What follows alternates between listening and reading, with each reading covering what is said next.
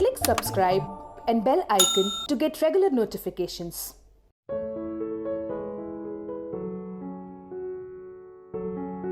Hello everyone, I am Dr. Pawan Poddar, consultant cardiologist at Yashoda Hospital, Malakpet. Today we are going to discuss about some myths and facts related to heart diseases and their risk factors.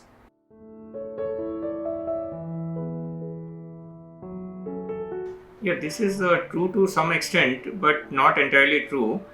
Generally, when we look at the gender, women before their menopause, they are somewhat protected from heart disease because of their female hormones. But after menopause, generally the risk in female also increases and it reaches the same levels at that of men. So before menopause, certainly women have little bit protection from heart disease, but that is not true after menopause.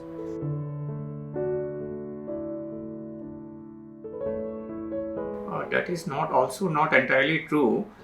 Age is a risk factor for development of heart disease, but age is not the only risk factor. So young people who have other risk factors such as diabetes, who have blood pressure, who have high cholesterol levels, who lead a sedentary lifestyle and who consume lot of fat in their diet, they are also predisposed to develop heart disease. So sometimes we see heart attacks in very young people. We have seen heart attacks in people in their 20s, in their 30s. In fact, in the Indian population, many patients that we see are in their 30s or 40s. So that is not totally true that only heart disease develops in elderly population. Young population with other risk factors such as smoking, they are also predisposed to develop heart attacks.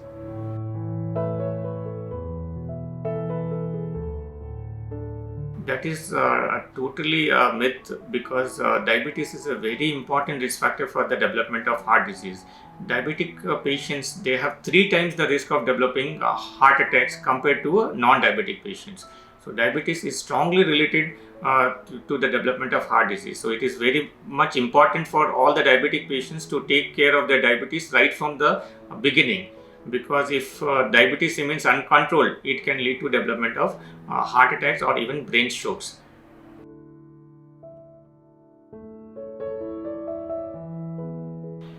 That is also a myth. Many of us feel that if we have headache, then only we have high blood pressure. In fact, if you see majority of patients with high blood pressure, they will not have any symptoms. Routinely, when they go to a doctor, the doctor checks his or her BP, and then it is discovered that the patient has high blood pressure. So that is totally a myth that high blood pressure always manifests with symptoms such as headache. In fact, most of the time there will be no symptoms with high blood pressure. And it is very important for all the patients who have high blood pressure to keep the blood pressure under control. This can be done by adopting certain healthy lifestyle measures such as taking less salt or going for regular walking. And apart from that, they should take their blood pressure medications regularly.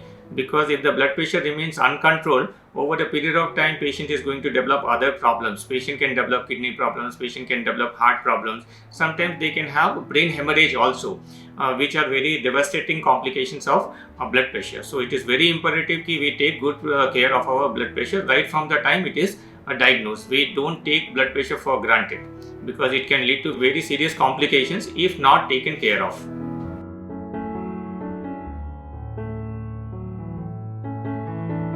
That is also a myth. In fact, when we see patients with heart attacks and when we do some procedures on them, such as we implant a stent or patient undergoes a bypass surgery, we advise such patients to take rest for some time. After stenting for a heart attack, we will advise them to take rest for 1 to 2 weeks. After bypass surgery, maybe 2 to 4 weeks. Later, once the general condition improves, we always encourage such patients to go for regular physical activity. In fact, doing so will reduce their chances of developing another heart attack. So we encourage all patients after a heart attack or after a procedure to go for regular physical activity. They should do some sort of brisk exercise, brisk walking or jogging, or they can do a treadmill, or they can do a cycling also. Some people who enjoy swimming, they can do swimming for at least 30 minutes, and we recommend that they should do it for most days of the week.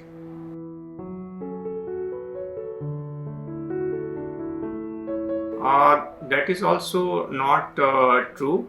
Fast heart beating can arise because of lot of reasons.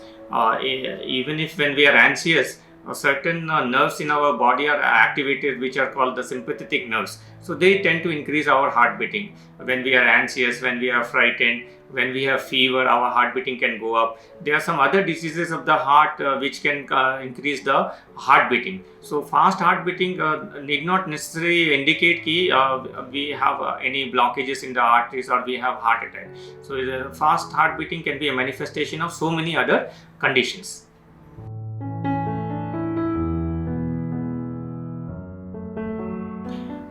Chest pain can happen without heart attack. Sometimes before heart attack, if there is a significant blockage, patient can have chest pain on walking and which subsides on taking rest. This is what we call as angina. And there are many other causes of chest pain. Sometimes patients with problems unrelated to the heart can also have chest pain. Sometimes there may be an injury to the chest wall, and such patients also can come with chest pain. Sometimes patient can have acidity problem that can also present with chest pain. So there are a lot of causes for chest pain apart from heart attack, and heart attack patients need not always manifest with chest pain. That is also one fact. Sometimes some diabetic patients, they don't have chest pain even if they are having heart attack. They come with breathlessness, severe breathlessness, sweating.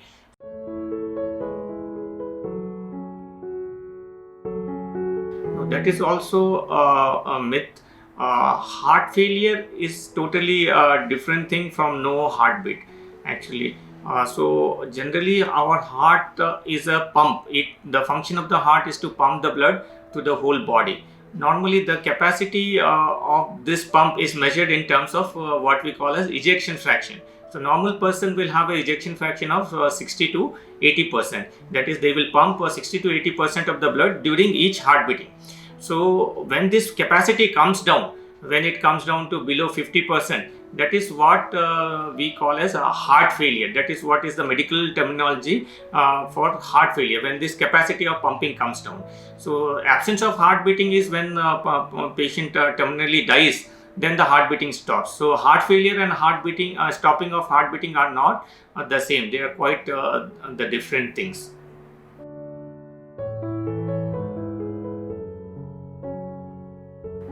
Not all fats are bad for the heart. There are some fats such as polyunsaturated fatty acids or monounsaturated fatty acids, which we will hear a lot of times on the news channels, on the advertisement for oils, the MUFA and PUFA, monounsaturated fatty acids and polyunsaturated fatty acids. They are good for the heart, whereas other types of fats such as saturated fats and trans fats, they are bad for the heart.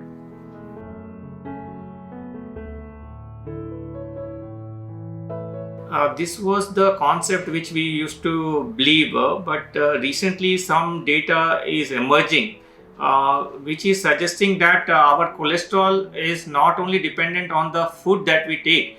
In the majority of cases, cholesterol, it is manufactured by the body. It is not dependent on the food we take. So now this hypothesis is being challenged after these findings have come into light. So earlier we used to believe that if we reduce the fat intake, we can reduce our cholesterol, we can reduce our risk of heart disease. But this recent studies, they show that most of the cholesterol, it is manufactured by the body. It may not be there in the diet. Body may convert other types of food into cholesterol. So maybe the dietary fat may not be that much important in causing heart disease as it was presumed earlier. Thank you.